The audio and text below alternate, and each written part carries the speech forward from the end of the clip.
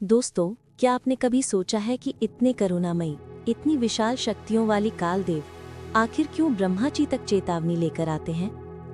कहाँ से शुरू होती है ये घटना जिसने मानव जीवन और सृष्टि के नियमों को हिला दिया?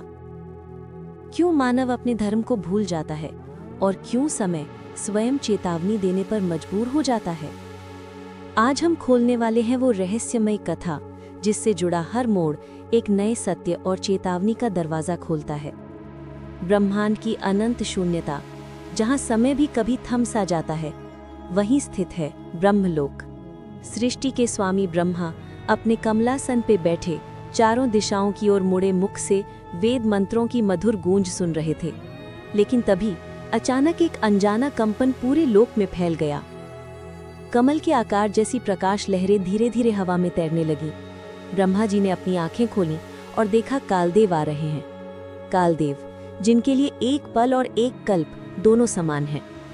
धीमे और स्थिर कदमों से वे ब्रह्मा की ओर बढ़े। हर कदम के साथ समय की अदृश्य तरंगें फैल रही थीं, मानो ब्रह्मांड की उम्र उनके स्पर्श से झर रही हो। ब्रह्मा ने चौंक कर पूछा, काल, यहाँ तुम्हारा आगमन अचानक क्यों? कालदेव की आवाज गंभीर और भारी थी, लेकिन उसमें गहरा दुख भी छिपा था। हे सृजनकर्ता, मैं चेतावनी लेकर आया हूँ।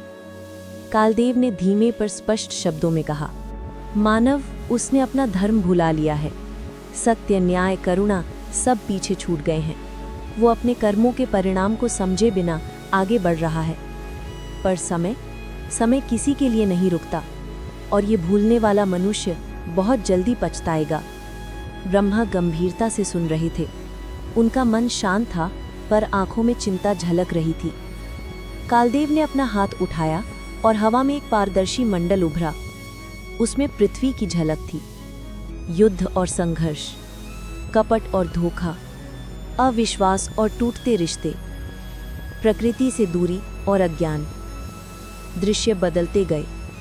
एक माँ अपने पुत्र को धर्म और नैतिकता समझा रही है, पर उसका पुत्र फोन में उलझा है।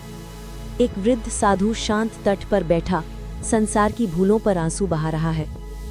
एक राजा लोभ और मोह में डूबा अपनी प्रजा की पीड़ा को भूल चुका है। कालदेव ने धीरे से कहा, जब मनुष्य अपने भीतर के देवत्व को भूल जाता है, तब वो खुद अपनी परेशानियों का कारण बन जाता है। समय उसे चेतावनी देता है, लेकिन क्या वो सुन रहा है? ब्रह्मा ने गहरी सांस ली और धीरे बोले, मैंने सृष्टि बनाई, पर उसके मार्ग तय नहीं किए। धर्म, ज्ञान, सत्य, ये सब मनुष्यों को स्वयं सीखना होता है, लेकिन ये सीख बहुत धीरे आती है। कालदेव बोले, पर वे सीख नहीं रहे, भटक रहे हैं।